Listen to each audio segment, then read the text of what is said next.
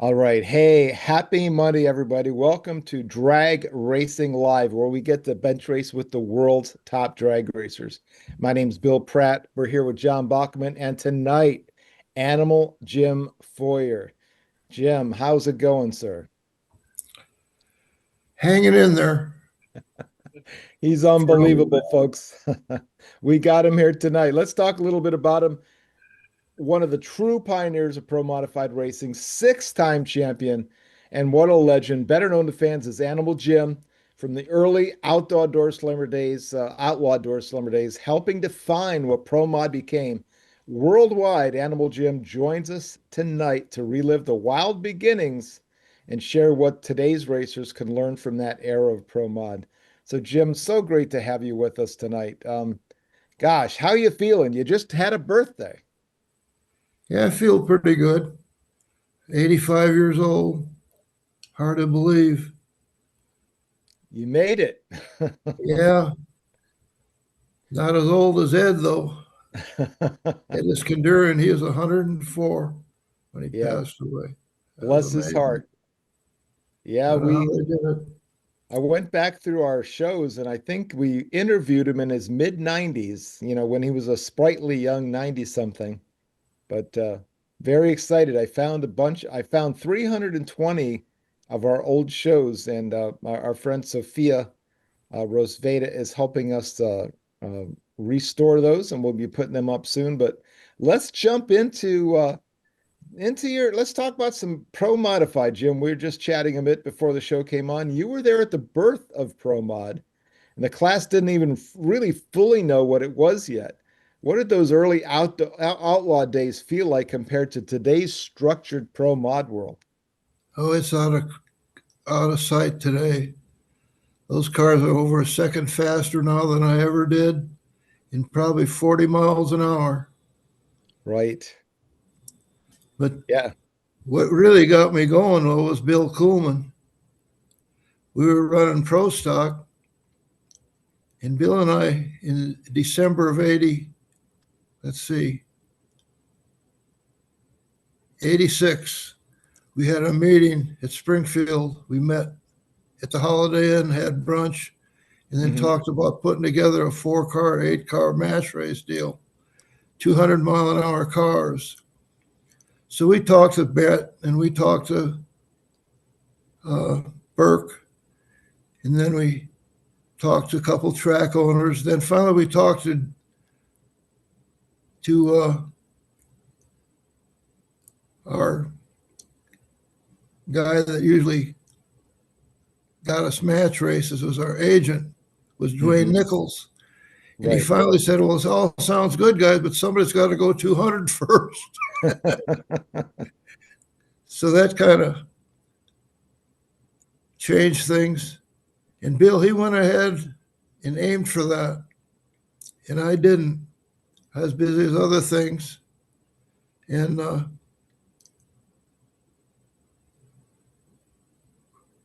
we went, we always went to the Winter Nationals at Darlington, the first national event AHRA had every year.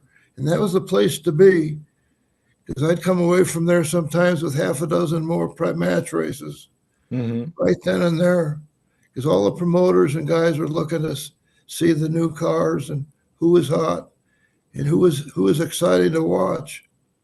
And it wasn't necessarily the guy winning all the time. It was the guy that brought the people off their seats they Right. cheered for and got the showman. And so I was good at that. Right. Well, And then, that weekend when he went like 200 at Darlington, you were there. Were you racing that weekend? yeah, I was in pro stock, got beat first round. Oh So no. I saw Bill run one of the 200s. Then the next morning, I saw him getting his pictures and his trophies and all that. I thought, man, I got to run him in UDRA this season. And nitrous was always legal in UDRA, but it was more or less a crutch for the slower guys to be able to catch up with the faster big motors. So That must be where AHRA got the idea. Right. Yeah, because you ran nitrous with a small block in AHRA, which a lot of people didn't realize that was a legal combo with the big block motors back then. Yeah, small block only could run nitrous from 81 on till the end of AHRA. And you had to add 250 pounds to the basic weight. There was a flat weight for big blocks and small blocks. The problem with the small block was, though, you couldn't get them that light. They Yeah, were built to weigh about 500 pounds. right.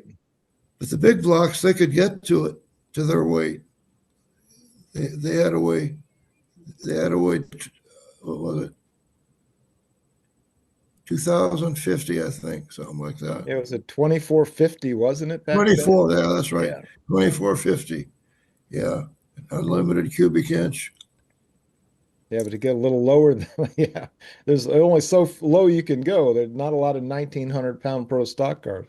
And I was one that was against the nitrous steel. But Really? one, How did you convert? How did your thinking convert after a while? well, one winter night, about 7 o'clock, 8 o'clock, about this time, the phone rang at the shop, which is always ringing. And then Mike Thermos is on the line. Mm-hmm. And before I got done with that phone call, I did 180. He offered to pay my way to run the national events in AHRA, Wow. and plus bring several other sponsors to the party. So that's the way that all happened. So I still had some good small block stuff. And I had already paid Roush about $6,000 down.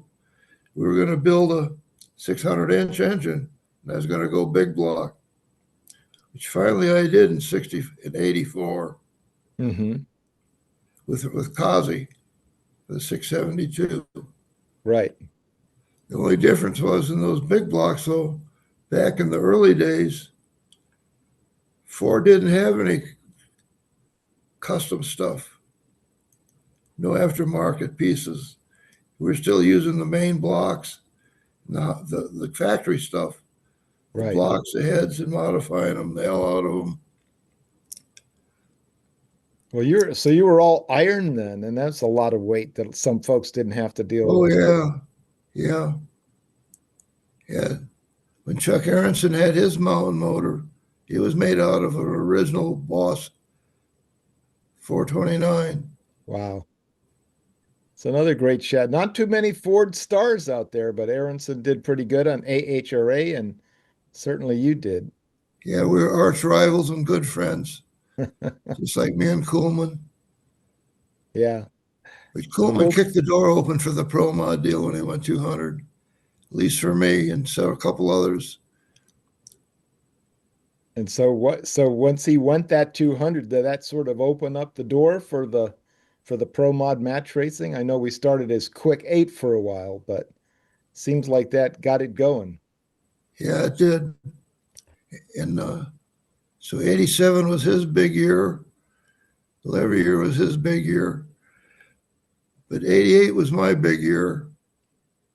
I won the UDRA championship that year, first time. And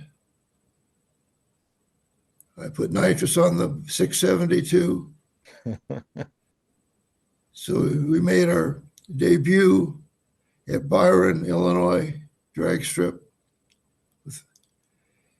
And Bill and I were in the finals. Every lap we set a track record. We kicked it back and forth. Wow. And I did my big burnout for the final, and I broke a damn rocker arm. Oh, And I didn't have Jessel rocker arms yet. I had the original ones, and they had a little problem with them. But I went ahead and staged anyway. But it was in case Bill would red light or something, shake the tires. right. Well, I've seen you race so many times. Bill got that first 200, but it was a pretty sleek car. Now I've seen you take Zeke near 200. I personally watched a 199 one day. What was it like trying to get that big boxy monster through the traps at 200 miles an hour? Well, if it was windy, it was a handful, crosswind. The slickest car I ever had was Rick Jones' Probe. You could go by the stands and have a 40-mile-an-hour side wind, it wouldn't touch it. It'd Wow. stay right there. Wow. Wouldn't have to feel like you're pushing. You got pushed like a stock car. Well, folks, from Zeke to the psychotic probe, I mean, Jim's raced them all. Like, share, and subscribe. We're here with Animal Jim Feurer, the six-time champion. So Jim, you've won six championships across multiple circuits. Which title means the most to you and why? Well, they all do. And I mean, I was all I cared was to make enough money to help pay my way. And Linda's income helped a lot too, and she Hmm. helped personally. And Well, she helped it as a was school teacher too, right? What, bless her yeah, heart. she is a school teacher just like my daughter. Only my daughter teaches sixth grade, and Linda taught home ec in Hmm. high school. It's amazing. And, Yeah, and she taught school 2 days before she died. She would sub constantly, even when she was 81 years old. wow. And believe it or not, when Davy Lenz from the funeral home was there, we were making arrangements at the house. We got a phone call from the Midland school, wanted to hire her for the week. Good teachers are hard to find. She was So she an got a job absolute after she angel. was already dead. Wow. That's amazing. The Well, amazing woman. she was an amazing woman. I'm so proud. I've got pictures of her with my children when they were little, and now Jason's 35, sitting in the other room right here. When he was maybe Yeah. 12, I think, when we were visiting together. I think you might have taken that picture they used for her Yeah. funeral Oh, was it there? I know that with we had it on your website. the two of us are. She's got a $20 bill in her hand. She just sold a T-shirt, so she's Yeah. smiling. And we were standing there. Then we took a picture with you, your son, and I. Hmm. How old is he now? 35. Yeah, that's the same age my grandson is Yeah, gonna be. they're He's great. 34. Time keeps them marching. Yeah, it does. It's amazing. Now Well, I what do got you great grandkids. Got Isla. She's what, 5, No, she's 10 months. 8 months old. adorable too? And Killian's going to be 3 years old on St. Patrick's Day. Red-haired Perfect. Irishman. I know, Killian, you got to have that name, right? That's Yeah, fantastic. Well, it's so great to hear about the family, and I know that we stay in touch, and I get to follow them along. But you've reached so many people, so many folks. I know we got just a ton of folks listening and checking in about this show. So glad to get you on. We were fearing we were only going to get you on the phone. So thanks so much to your lovely daughter for getting us live and in color here tonight. yeah, she's sitting right here next to me in case I have a bathroom problem.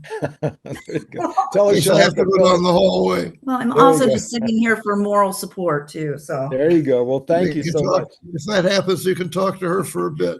That'll work. Hey, you know what? We're gonna make it work. I think we had Mousy Brown on once, and then we sat there and talked to Gene for a minute. I think if memory serves.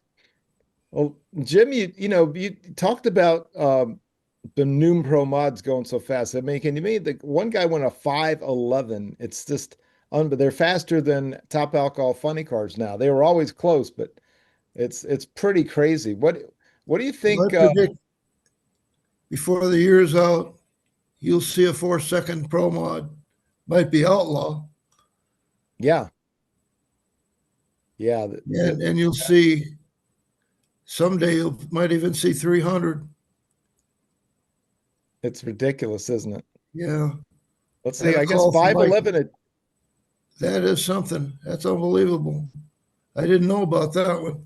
530 was the quickest one I thought I knew Yeah. of. So now there's a 511. Can you believe it? It was a guy, we had him on the show about a month ago. He runs the party time car. Jason Harris is his name. But he was aiming for the fours. He was down at Budds Creek and he hit a 511 and he also hit a 262. So Wow. he said he's going for the fours. And I mean, I don't, can you imagine it's you got suspensions in these things. It's not like a funny car, it's not center steer, but they've got them so perfectly tuned. If you hit the right launch, you can get it done, I guess. Yeah. Mike Thermos called me the other day. We talked about it, everything in the past. He said today it'd take $1 million to build a car that fast. And I believe it. And then $1 million or a couple to run it. Right. Yeah, you're back in the No. good old days. Well, we ran for peanuts back then compared to what they get today. But like I say, all those championships meant a lot to me. The Boy, first two were in Oswego as a track champion 2 years in a row, hmm 73 and 74 in a class called, it was the most popular class. It's called Run Tough Eliminator. right. And it was a dial your own deal. But all fouls counted was the difference. If you red lit and I broke out, we were both out. Yeah. Oh, wow. Yeah. All So nobody fouls came counted. back? Even on a bar run, there was Wow. no free lunch. Wow. I Even a remember one red light time, on a buy run? yeah, there was Wow. 5 of us left one time, and I wasn't paying attention. We were dealing with something else. It was a big animal, about 73. And there's 5 of us left, and I get the buy run amazingly. So I'm sitting there waiting. All 4 cows fall, and I made a buy run and won. Wow. I got the winning ticket. Yeah, Oh my that was gosh. amazing. I've never heard of that. I mean, I've heard of, first or worst, where if you cross the center line or break out, that's worse than well, I guess it's not worse than a foul. If you're a foul, you foul, but that's Whatever. amazing. You both broke out, you were both out.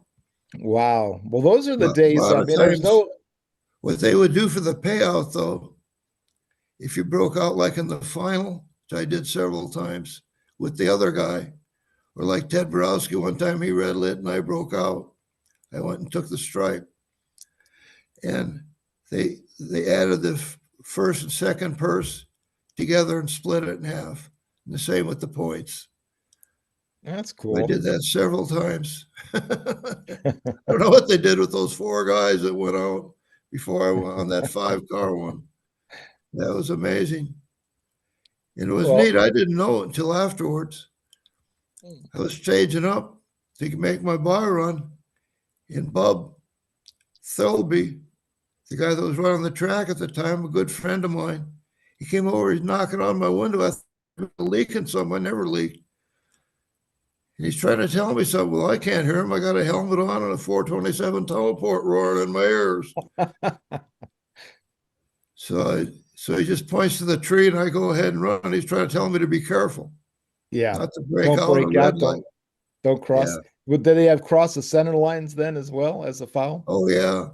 Yeah. You yell, you center lined, or no matter what, you were out. I have to say, it was one of the NHRA events I saw. It was in Funny Car, where someone had the win. All he had to do was run the buy run, and he ran and he crossed the center line and lost it. It was on a buy run. Yeah. Terrible. It's back in the 70s, I guess. I can't remember exactly when. I don't know. Were you there when I won the first quick 8 in IHRA? I didn't. Darlington? Yeah, I wasn't there, but I certainly knew about it. That's how pro mod kind of got its start. Those IHRA top sportsman quick eights. That's what happened. Yeah. Anyways, me and Robbie at that one, and I beat him there, and he beat me at the first United States Super Circuit. USSC race. I was there. That one I saw. That's when I was the burnout monitor, and I was about 100 pounds heavier than I am right now, sitting out there with an orange cone, and my job was to mark who had the longest burnout. I I went out remember about that. 300 feet, and I figured I had it covered, and I watched you go right by me, and then I had on a burnout, I had to go chase you down. But I think Was you it won that English too. Town? In English Town, you hand the cone to Norman. Yeah. He had to run out there. Yeah. Oh, our buddy Norman Hecktoff. He was great. He was No, great. those were some fun days. What tell us about some of the other championships, Jim? So a couple at Oswego and obviously the UDRA championship. Then 3 UDRA and 1 USSC. Wow. I won a championship in 88, 89, and 90. And there was 4 champions in the USSC. In 7 years, we had that circuit. Wow. And Wow. it was owned by Nichols. Dwayne Nichols owned it. And his philosophy was to the UDRA was owned by the racers. We all paid $500 to join. And then we had a meeting with rules and all that stuff. And there weren't many rules. It's kind of run what you brung. And yeah, Nichols had a different idea then. yeah, he said you had to be it wasn't emperor. You had to be an emperor or something like that. So he would choose the cars for the USSC. And of course, Right. Bill and I were always chosen. Then later, Ronnie Sox got on board, Wayne Torkelson. We had some serious people in there eventually. Absolutely. Mike Ashley, remember when he hit the circuit? Oh, yeah. Now his He son showed up. is out there He racing. showed up the next day. We ran at English Town after Bud's Creek. And I won that night. So I'm up there and we didn't have enough cars. Wisner had an obligation somewhere else, so he didn't go to with Right. us. I remember. So Ashley stepped in, and hell, he outdid us all. He's the quickest car there. 211. Yeah. That was a Quickest heck and of a day. fastest guy. Yeah. Oh I my remember gosh. when he backed off for a while. We were at USSC, I think the 3rd year, and he came over to me and he told me how much he enjoyed racing with me and how much he respected me. Hell, he was faster than me, and he's telling me this shit. I love him though. I root for his kid all the time. Yeah, we go way back. He wasn't, well, he's probably a little older than this kid is now. I recall him being in his mid-20s, maybe 30 back in those days. I can't recall. I was about the same age I was, I think. He had to be pretty young. Well, folks, we're here with Animal Jim Feurer, 6-time champion.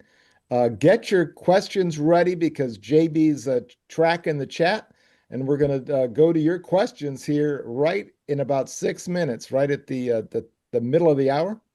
So, Jim, you've raced some of the toughest names in doorslammer history across the years. Who were your favorite rivals, and what made those matchups special? Going back to Oswego, there was a couple of them. One was Brian Kablinski with a dollar after dollar Nova. And he and I split the purse several times. Then, of course, Ted Borowski. Yeah. That's then, amazing. When you think about that, 2 of the greatest names in pro stock racing, Ted and yourself, coming out of Run Tough Eliminator at Oswego. That was a pretty great breeding ground. The only one I can think of is John. Oh God, no, I can't think of his name. In fact, he had a 68 Nova at that time. We were racing at Oswego, but he didn't drive. Uncle John Bays. Gotcha. Okay. So Frank Getzel was his driver. Right. One event in Run Tough, I won. And Frank and John went up to the tower and talked to Bob Doss, who was the manager then. And they said I had some kind of secret deal. Hell, the big animal doesn't even have a bumper.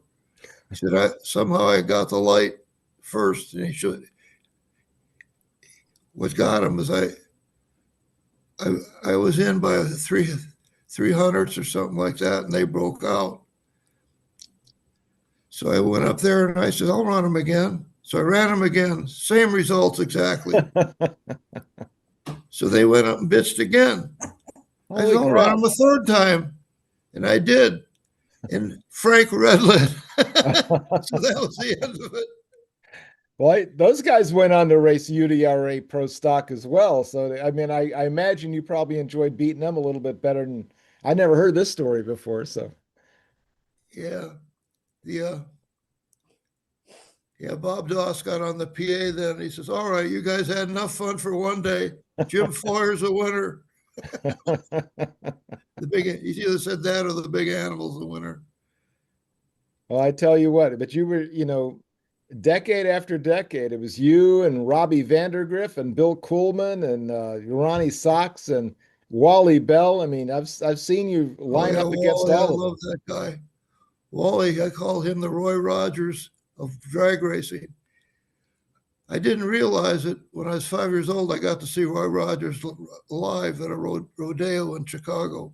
Wow. My mother took me and my brother because we were Roy Rogers fans.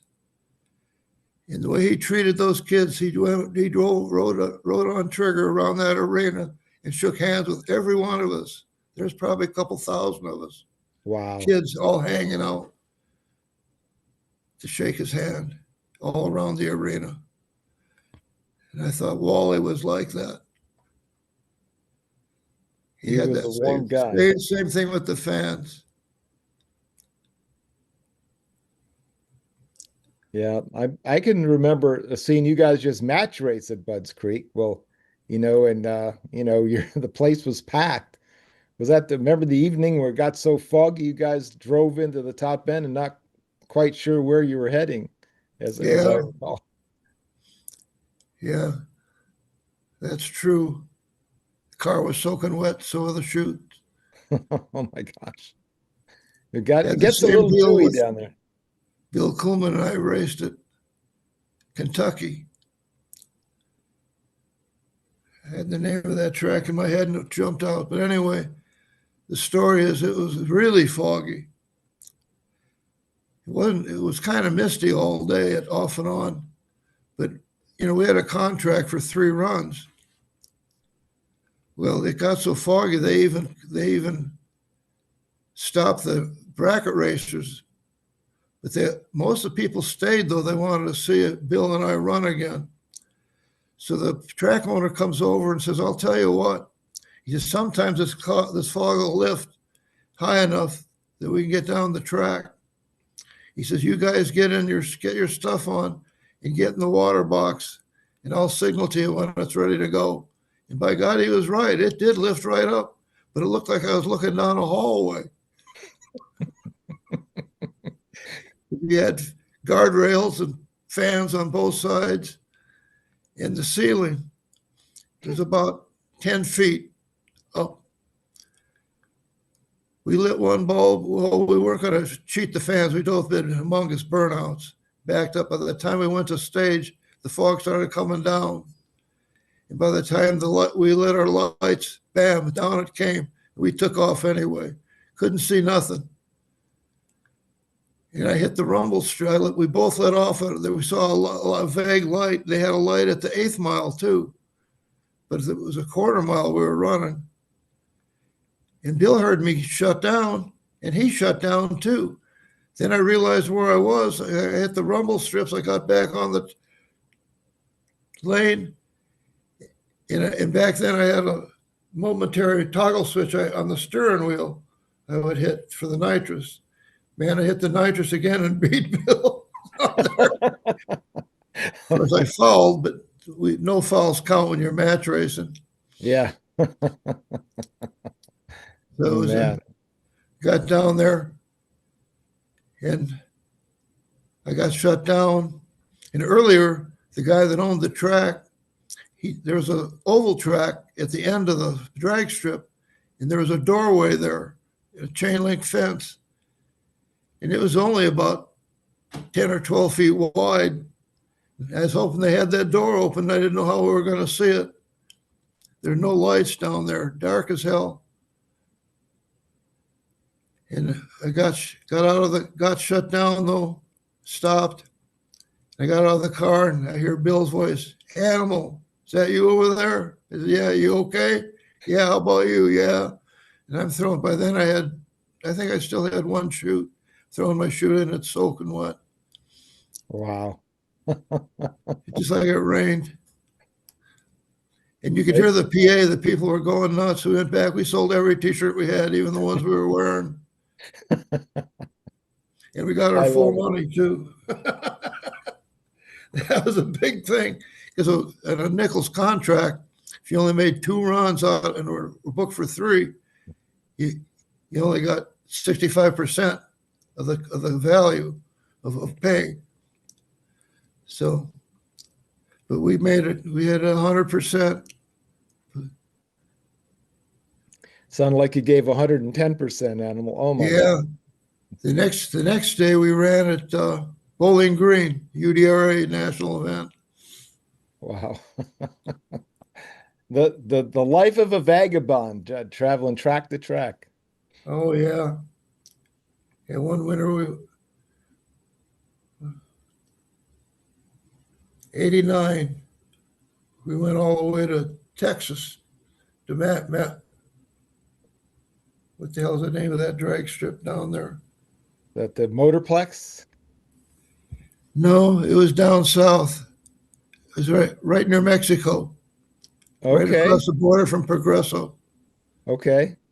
No. Now I have to pull John in on this one. Was it El Paso or McAllen, right near McAllen. McAllen, Texas. It was a suburb of McAllen. And that's the name of the drag strip, but I can't remember what the name was. But it was by McAllen, Texas. And it rained out. So the guy paid us good for the rain out. His name was John Barron, I think. Barron, I know, was his last name.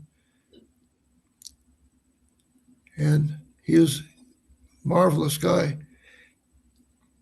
Because Bill and I had run, that was quite a week.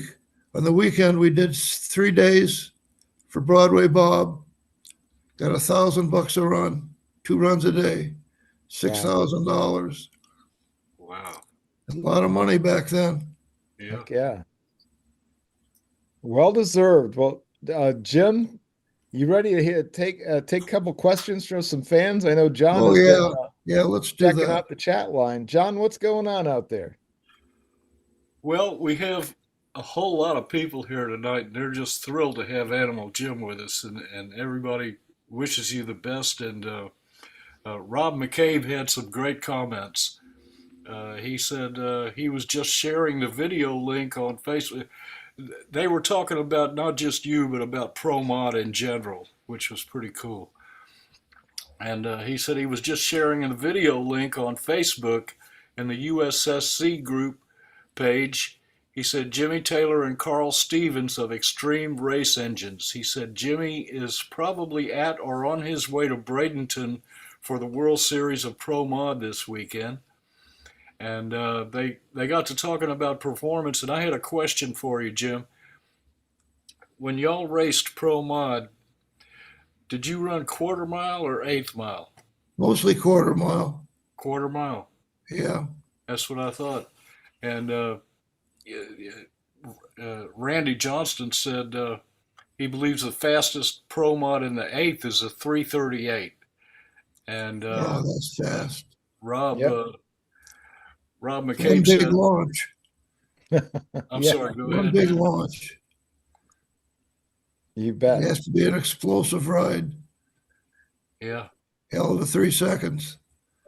Wow. I'll tell you something. When we were running quarter mile, and that was 30 some years ago, almost 40 years ago. You get to the 8th mile with all the gears, and that last 8th mile, you couldn't get there soon enough before something went wrong, before you got loose or something broke or whatever. You're always glad to see the finish line. Right. Because you weren't planted down like the same car that ran that 511, I think, has got the 338 record as well, if I'm not mistaken. I think that's Jason Harris. But those things are planted solid. I mean, you have that big old boxy Zeke floating around up there in the wind, and I can see where you'd want that 1320 to come up fast. Yeah, I'd like to see what they'd run in the quarter mile. AHRA, they do. Mm-hmm. They still do, and they're in the 5s, 550s, I think is the record. Yeah, they're definitely in the 60s, but 550 legal. Rob is the guy that actually manages our drag lists now for me, Jim. He does a great job, and he'll have to answer that question. What's the actual record? But sounds good. John, who else do we have out there? Well, Rob said, he said, I first saw Animal Jim when I was at Englishtown in 1994 for the All-American Jet Car Nationals. He said, I believe Han probably won that one with his ZR1 Corvette, and I believe it might have been Animal Jim in the final. And he followed that up with, he said, I know the spring USSC was Han and Animal Jim. I remember reading about it in Superstock and Drag Illustrated magazine as part of the Budds Creek and Englishtown doubleheader of the spring. It was when Animal Jim had the Wonderbird in yellow. Yeah, Well, the Wonderbird was a great car. Crashed it twice. And then it crashed 2 years later. The guys that bought it, Wow. they put a new Kazi engine in it, and they took it to Gainesville to test it. They ricocheted off both walls with it. What do you feel like? Because when you were at that big CBS race at Englishtown where you put it on the roof, and that was water seeping through the track, wasn't it? That they hadn't discovered. I'm trying to think of the first name. It was a Challenge. Yes, I recall it was All-Star Challenge or something like that. Something like that, yeah. Yeah, it was something Hannon, the guy that owned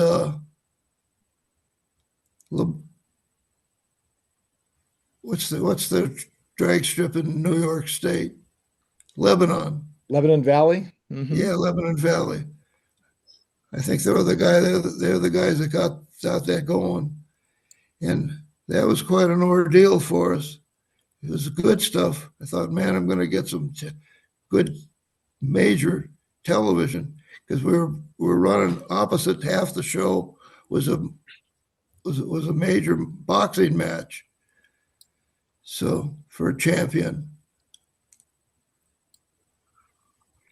So they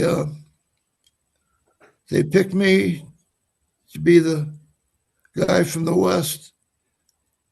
The whole deal was it was an extensive match race between two drag race type vehicles of various types. We even had two snowmobiles. Mm. But they had us all that wanted to be on it send in. Well, Hannah called me and he had me there. He said, you're going to be the West. And Castellana was the East. Mm-hmm. So we were the two pro mods. Well, CBS came national to my shop, apartment we lived in. They interviewed me, Linda, Al Schmidt. Wow. And then the affiliate, what's our buddy's name? Does the sport news before the Wheel of Fortune. Kurt Pegler? Yeah, Kurt Pegler came, and they wanted him to get some more pictures of the big animal. We had to get the big animal off. I had it on the alignment rack stored, and I had to get it out so they could take more pictures of it. And then Kurt came to the apartment, and We might have had supper with them. I don't know what we did. But anyway, it was kind of neat. So anyway, that weekend, on Saturday, it was the weekend before, I ran at 66. I'm getting ahead of myself here. I'm getting all screwed up. Anyway, that's what happens when you have Parkinson's. Well, it's been a while. It's been a while back. That's the thing. Yeah. Yeah. But when you finally got there to Englishtown, how did that go?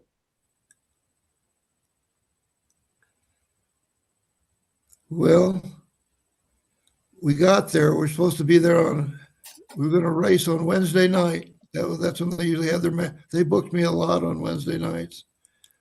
So we were going to do the challenge, special challenge on Wednesday night. But I had to be there on Tuesday because they had a vote, and they made me the director for the West team. And there was about 16 different vehicles. So now so they pitted me where I'd be in the middle of them.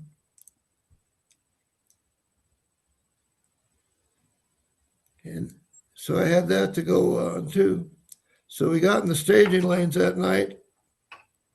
And the first thing, one of the CBS guys said, "You're going to do one of your ballistic burnouts for us." And I said, "Well, of course. I always do." So anyway, we were just going to get in the cars. We were in the staging lanes, and all hell broke loose with Mother Nature. Big cloudburst, storm. Well, you might have been there, weren't you? Not for this one, no. And it poured. So it rained us out.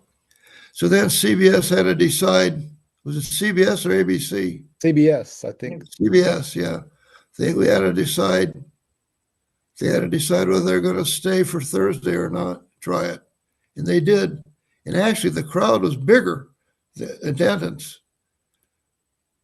because it was on the TV telling about it and whatever. Right. It was one reason. And word of mouth and whatever. So anyway, I get up there, and then I told you about the weepers during the day. They finally got them cleaned up. What that is for folks listening, if you don't know, that's like the rain soaking back up through the track. Yeah, puddles come up right through the little cracks in the asphalt. Almost every track in the world has that problem, unless they have good drainage. But anyway, I get up there to do my run, and Worsham and Forrest are the first two to run. And Worsham is I'm in the right lane, and Worsham oils it down. I thought, oh crap. So they don't have a lot of time to clean it up because it's live television. So they do the best they can. Well, then Danny O'Day goes out there with his wheel stander, and he runs a 9-second with the wheels up all the way down. And he says it's pretty good. So I do one of my big burnouts. I think I went 1,000 feet. And I'm backing up. And I don't see nothing out there really. And then I remember one of my friends told me the Castellano, when he's doing his big burnout, he got crossed up and he went behind me. And he went back in his lane. I know that feeling. I did that once with Audie. And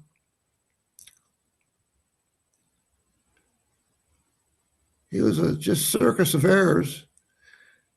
So he actually red lit. Then the car started to want to go to the left, and actually tagged one of the damn foam rubber things. And when I got that far into the center line, I picked up some water from the weepers. But I was going to run it out anyway, because when people guys that never match race for a living don't understand. The promoters don't want to see shut-off runs, no matter what. They want to see you go fast you can down the road, even if you're beat. So I was going to do that. I was going to run a 200 for him. The car got squirrely, went upside down backwards, sparks are flying. So anyway, that's the way that ended. It was spectacular, made for great TV, although it probably hurt the wallet a bit. I'm glad you walked away from it. You were okay after that, weren't you? Oh, yeah. Yeah. Oh. Yeah, when I crashed that Comet in 72, that's the one that beat me up pretty bad. Yeah, we're looking at that right over my left shoulder here. What, man? Well, John, who else has a question? We heard you clicking a bit. There you go. Yeah, Ford Purley let us know that he has a lot of Animal Jim pictures from Martin 131 Dragway, and he said, I will send them to you when I get them scanned. Awesome. So we have a lot of great pictures from Animal Oh, Jim. there it is. Yeah, that was one of my favorite tracks. We always did good there. One place I never crashed. Right. Is that how you narrow them down? I actually crashed 5 times drag race, and the first time I wasn't on a track. Oh my. But I sat on the sandbar with my buddies drinking beer before I was on my way to pick up my girlfriend. She was working at the stop and ate flipping hamburgers. She got off at 11. And on the way there, a guy came up alongside me and wanted to run. And I forgot about the damn detour up ahead. So anyway, and I crashed my beautiful 56 Chevy. Sorry, Ford fans, but I did have a couple Chevys when I was young. I was about 19 or 20 then. Mm. It's like American Graffiti. Look out. Yeah. I had a 56 Chevy Fast and a 58 that I used to race out on the blacktop county roads. Not in town. I never ran in town again. Oh my gosh. Well, that's how kind of everybody got started until you got to the strips in the 50s and things got a little safer. Yeah, Linda and I moved to Lakin, and I opened a gas station, and the 57 Mercury was the last thing that came with me. And I had some people ask me what I was going to do with it. I said, well, I'm going to fix it up and race it at Oswego. That made me mad. That made Bruce Cassey, the late Bruce Cassey, he just died on me, made him mad too. He was still in high school. Linda had him as a student. And he'd come down and help me. I think somebody got the last laugh here after all these years. Yeah. Well, 3 years later, I was a track champion. There you go. That's right. Don't talk about it. Do it. Yeah. Talk the talk. I walk the walk. Absolutely. John, any final thoughts from our fans out there? Well, I wanted you to know, Animal Jim, that the greatest honor that I've ever had with Draglist was to be selected to make the graphics for your poster. You do a great job. Thank you, and I love every one of those cars. I think my favorite one that I drew was the big animal, but the Wonderbird also. I mean, every one of those cars has a unique vibe to it, you know, a unique personality, and it had your personality in it, and you know, you won with every one of them. Well, my son-in-law Doug Fennell had the body shop then, and he painted it. And Haas had him paint another one of his cars. Right, man. Well, you're a fantastic champion, and we're definitely honored that you're with us tonight. Well, thank you. I appreciate that, John. Good hearing from you. Good seeing you. Good seeing you. You guys never age. I'm the only one that aged. We stay in touch on Facebook. We poke each other and say hi here and there, you know, which is cool. Gotta do something about these bags under my eyes. Still looking good. Well, if I look half as good at 85, by God, I'll be happy. That's for sure. Yeah. I don't know how some of these guys make it. You know, the last guy I match raced professionally was Arnie Beswick. Really? Yeah. I may have seen him at one of those races out of Cordova, was it? Yeah, the World Series. Me and Beswick. That was amazing. Was that at the 50th anniversary, or did you race a couple of years later as well? I don't want to make you do math on the show, though. Oh, I know I yeah. was there for that one though. I did nostalgia match races with the Zephyr we call Z. Yeah, And I do a couple a year. I remember your first race as a pro was the day they landed on the moon, and that was in July of 1969, and that went into your poster, you know. And so I haven't done the math on subtracting 1969 from 2026, but I think it's about 55 years or something like that. Yeah. Pretty amazing. Yeah. That was incredible. Yeah. When I won, I was the last pro mod champion for the UDRA. They disbanded after that. I got 5 awards that year.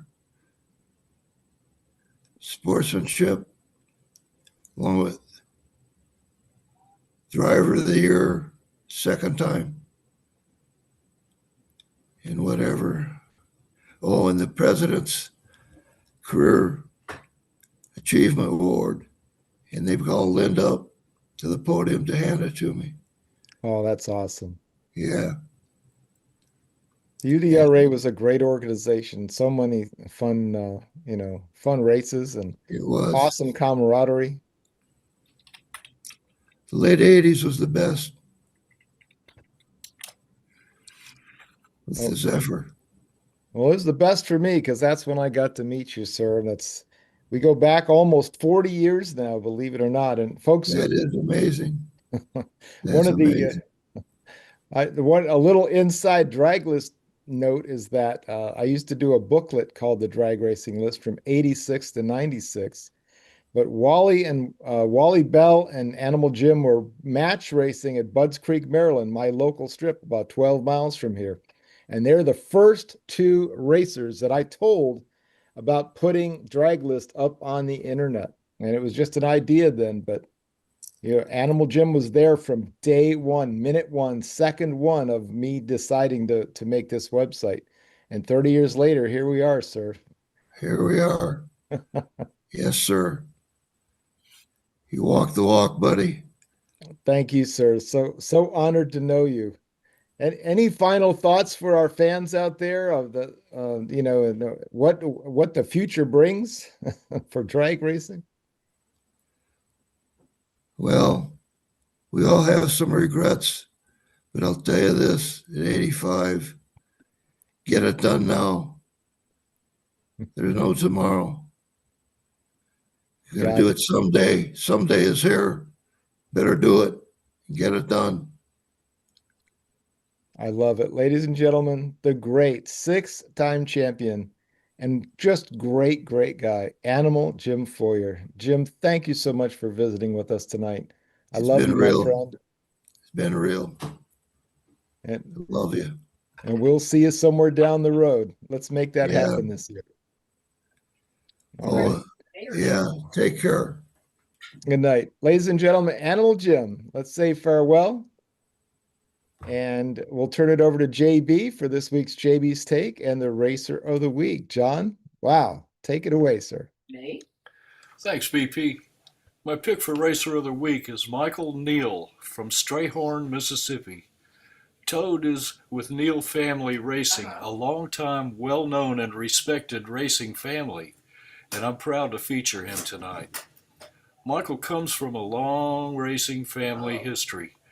As a young buck, 3 to 4 years old, his dad was racing dirt cars.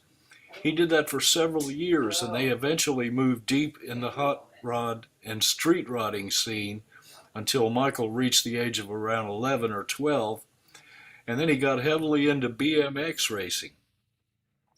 They traveled the Southeast doing that for a few years, and at 14, they decided to go drag racing. They built an 85 S10 with a 355-inch small block Chevy and bracket raced around the Memphis area for around 10 years with quite a bit of success. But the bracket truck and built a front engine, but ultimately they knew they wanted more, so they sold the bracket truck and built a front engine dragster followed by a Fiat Altered and then a 48 Anglia with a blown small block.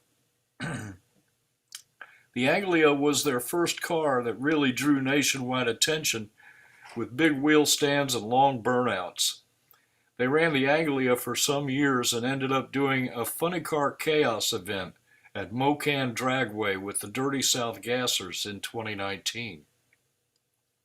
The second they rolled in the gates, they knew this was going to change their racing lives.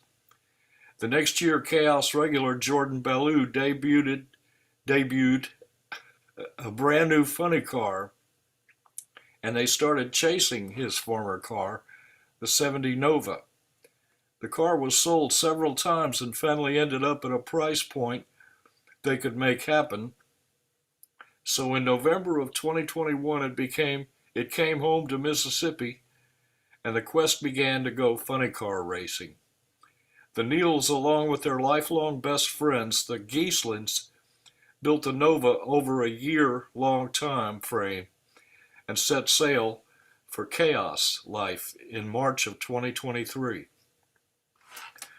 Talk about a dream come true. The Nova had everything you could want in a nostalgia funny car. The look, the stance, the unpredictable nature. It was a blast. After their highway accident and realizing they would have to find a new car, they immediately knew that Alex Barker's GTO was the car they wanted. Being as they had recently stepped up to a big show nitro flopper, the Barkers are great friends and generously agreed to sell the car even though they really did not have plans to sell it. With one ending comes a great new beginning. The GTO will allow the Neals to step up their program to new heights. The Nova was a great car, but the chassis was tired and it was at its limit. It's been quite a journey and it's only just begun. This GTO funny car is loaded with great potential. It'll be great to see y'all racing this fine piece. We wish Toad and the Neal family racing good luck, safe racing, and the best of times in the future. Everybody stay safe and well. You are the most important part of this show, and we love you all. It's a great way to spend an hour together on a Monday night. And we'll see y'all next time. God bless America. Back to you, BP. Thank you, John. So cool to see that racing family. I've seen them at the Funny Car Chaos events, and looking forward to seeing this new car run. It's beautiful. Yes, it is. They just finished the paint on it, and Michael's dad painted it. And I might mention that he mentioned his best friends, the Geeslins, and I got in touch with them, and I'm going to feature Casey Geeslin as a Racer of the Week in my next feature. Fantastic. All right. Thank you, sir. And let's go ahead and do our next segments, folks. First of all, events and more. Really don't have any events to talk about. Big pro mod race coming up this weekend down in Florida. So enjoy that. Everybody race safely and let's see the big numbers. But I did want to talk about our friend Sophia Roveda, who has joined us as an intern. She's amazing. And let me tell you what, folks, we have found 320 of our old Facebook Live shows. I was having fun looking at all of those the other night, not all of them, but just a few, and seeing John and myself and our little baby selves. These are like from 2017 to 2024. So we'll be putting those up here on this channel over the next several weeks. But the cool thing Sophia's doing is we all see these reels now, or like we call them shorts or like TikToks, right? The small things. She's going to be going through each one of the videos, pulling out 2 or 3 awesome segments and putting those up as shorts across the internet. Of course, Kay is already doing some amazing things like that, and John does a bunch of them as well. We're gonna be hitting social media, but I just wanted a little report on that long time thing I've been planning to do. Sophia, I'm glad to have her aboard. She's finally helping me get that going. And she did a couple of shorts already based on our IHRA show with Woody a couple of weeks ago. And we're going to get those things up, and they looked awesome. I checked them out. So let's talk about upcoming guests now. Next Monday night, March the 2nd, we have Will Smith, the new top fuel driver for Skag Racing. Coming up March 9th, Jerry Cumry, the NHRA top alcohol dragster driver. And let's see if I can get my notes to cooperate with me. Here we are. And who else is coming up? Let's see. Hang on. I need to need a we'll have to edit this part out, Sophia. Hang on just a moment. There we go. There we go. There we go. That's right. March 16th, Destiny Sportlock, an HRA Pro Stock motorcycle rookie, but she also races NASCAR. So I can't wait to talk to Destiny. That's going to be interesting. McKenna Bold coming back on March 23rd. Thanks, McKenna, for rescheduling for Randy Meyer, top alcohol dragster driver. March 30th, Shane Westerfield, 2025 just amazing, amazing driver with wins. And we've been seeing pictures of his brand new top alcohol car all over the internet this week. So Shane's coming on, and we got great folks coming up in April, great folks coming up in May. Matthew Leonard with the Nitro Rat, Butch Hill from the National Drag Racing, Nostalgia Drag Racing League. So lots of awesome stuff coming up. So really appreciate Kay going out there and getting those great guests. Also, Pete Moriello hooking us up with some great names as well. So lots of stuff coming up, folks. We just put a poster up on Facebook with all the names coming up. So check that out. And then we look forward to bringing you those shows. Now, uh, the next segment, we've been off for 2 weeks now, and sometimes when you're going that far, that long, the names for lost friends kind of stack up. This week, folks, we actually have 14 people to remember. And so I want to get through them. Unfortunately, won't have a ton of time. Look these folks up. They all had huge impacts on the sport. Some of them are some of the legends of the sport. Let me just run through these then. And of course, as always, our condolences to the families and friends of these great racers. But on the 2nd of February, George Case passed away. George is a former NHRA stock and super stock racer, late 60s and 70s, later a key leader at Maple Grove Raceway. He was the VP and general manager there from 89 to 2007. His impact was felt both in the lanes and in the tower. So farewell to George Case. About the 9th that week, Jimmy Fagan, I don't have the exact date, but Jimmy passed away, a longtime grassroots racer, proudly campaigning an 8-second Chevy 2. Crew member also for Wade King's funny car, a truck driver by trade and a craftsman in his shop. Jimmy lived the racer's life. Jimmy Fagan passing away around the 9th. On the 10th, folks, one of the great racers out of the Texas area, Frank Cook, passed away at age 88. Division 4 legend, 3-time NHRA world champion. His Drag On Vega, Drag On Camaro alcohol funny cars were among the toughest in the country. He's an NHRA Hall of Fame inductee. Frank's championship legacy and quiet strength defined an era, and guys who hung out with him said he was just the most fun. Frank Cook, Mr. Dragon, passing away on the 10th. On the 11th, this is truly heartbreaking. Dylan Riddell passed away. He was only 16 years old, a dedicated Santa Pod pit marshal. This young man was known for his kindness and professionalism well beyond his years. His loss was deeply felt across the racing community, especially there in England. Our condolences to Dylan. On the 11th, Derek McQueeston was 61 years old. He was a lifelong motorhead, a member of NDRL and NHRA. He loved hot rods, Harleys, and nostalgia drag racing. Farewell to Derek. On the 13th, folks, Fred Sibley, 91 years old. Fred was a pioneer of jet-powered drag racing. He built and drove legendary machines, including the first jet-powered funny car and icons like the Quarter Horse and the US-1. They called him Airplane Freddie Sibley because he also raced a number of airplane powered machines. He's an International Drag Racing Hall of Fame inductee. Fred pushed speed boundaries on both drag strips and the salt flats. Fred Sibley leaving a permanent mark on the sport, passing on the 13th. On the 14th, real close to home for us here on the East Coast, Jeff Golden passed away. Jeff was a leader at the Eastern Museum of Motor Racing, a super, super nice guy, always trying to get us up to the EMMR for events, always looking to have me come speak, others come speak, and just a wonderful, wonderful guy, preserving motorsports history, honoring the legends of the sport. Our friend Jeff Golden passed on the 14th. On the 14th, also, Joe Bozick passed away. Drag racing family, his family and friends honor his place in the racing community. Joe passing away again on the 14th. Farewell. On the 15th, Don Morley, who was 85, he passed away. A longtime Superstock Chevy racer, embodying the determination and pride of class racing, Don Morley. On the 15th, Al Robbins, Brendan Murray sent this in, the nostalgia fuel racer. Al Robbins passed away on the 15th. He was a racer mentor and true hot rod hero, known for saying, sometimes it's not about having the best, but doing the best with what you have. And his influence reached far beyond the track. Al Robbins passing on the 15th. And Wayne Truesdell as well on the 15th, a respected superstock racer, proudly representing that class throughout his career in many, many machines. Farewell to Wayne Truesdell.